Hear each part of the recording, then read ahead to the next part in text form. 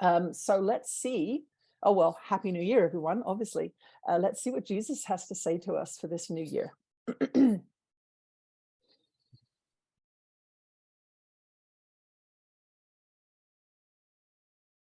You are blessed beings indeed. I am that one that you know as Jesus. We are very pleased to be here today. Our dear one had a bit of a rough time over the last week or so, and yet she is determined to get well again so that she can jump back into this work. This work is her passion. It is her purpose.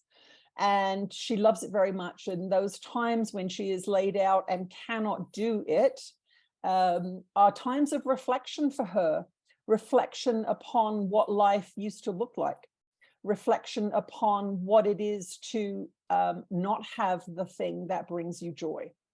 Now, for this year, first of all, we want to wish you all a happy new year. We want you to really understand that anything that you are holding on to that does not serve you, and by not serving you, what we mean is it does not make you feel good. It's not a hell yes. It could be a reluctant yes. It could be a no. It could be a hell no. But whatever it is that you're holding on to that is not serving you, this is the year. Now, you hear us say this frequently. You've got to up your game. You've got to discipline yourself more. But what we want you to do this year is we want you to do it through seeking joy. There is this idea that spiritual practice is boring or hard work, or this shadow work that everybody's going through and bringing up all of the darkness and these kinds of things. What we want you to do is focus on that which you love. So, for example, our dear one is doing this art workshop. This has come purely from joy. This has come from doing these collages, tuning in, tapping into that creative channel and feeling the difference between that and other areas of her life. And she realizes that that timeless place, that excitement, that creative energy is so beneficial and such a joyous thing to experience that she was guided by her guides and teachers to offer this particular experience so that others may have the opportunity to feel what art feels like. Now, a lot of you in this world don't do creative things, and we'd like you to think back, a couple of 100 years, 300 or 400 years. There were no computers, there were no cell phones, there was no electricity. There were much, much simpler lives, and most people would have had some form of creativity that they pursued. They would have been a sewer or a knitter, or they would have been fixing the farm equipment, or they would have been a weaver. They would have been a jeweler, perhaps, or a cobbler.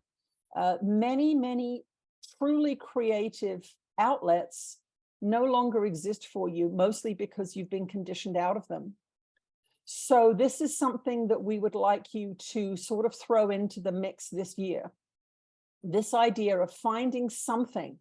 It could be that you just do a little bit of doodling when you're sitting and relaxing, that you have a little sketch pad next to your chair.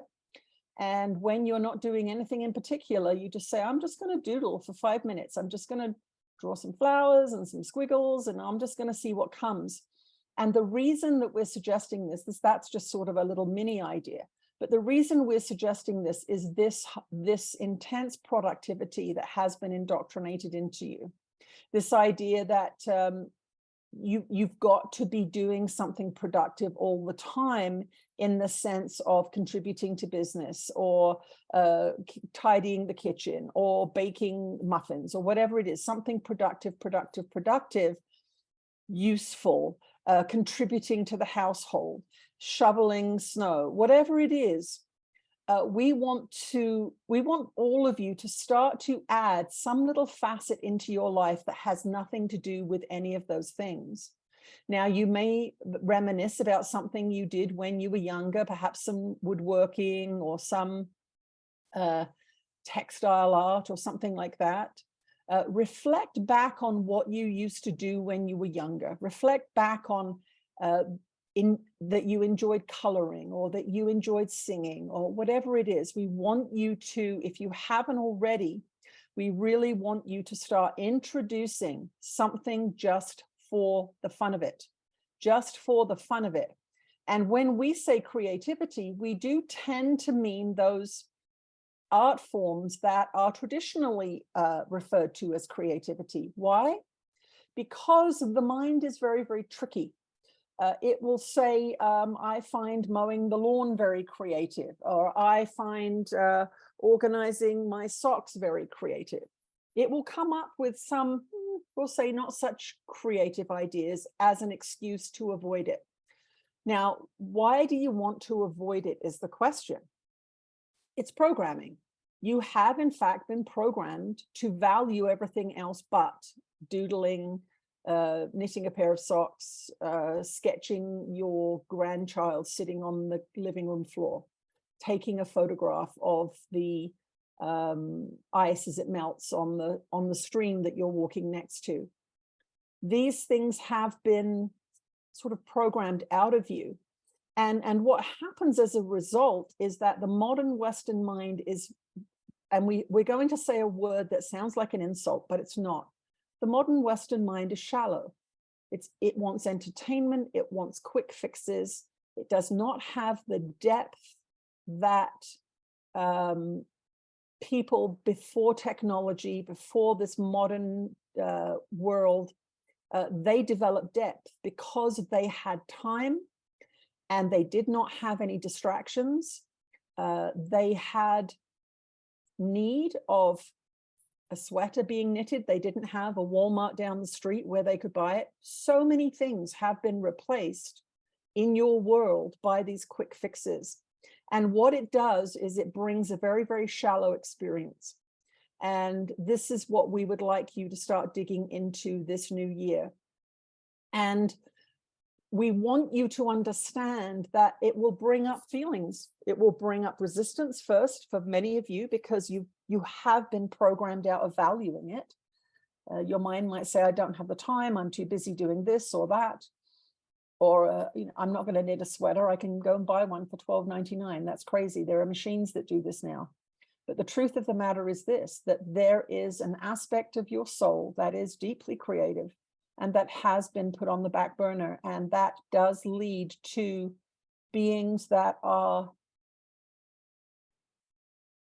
easily distracted, undisciplined, and we will say entertainment focused. That's really what has happened in your society.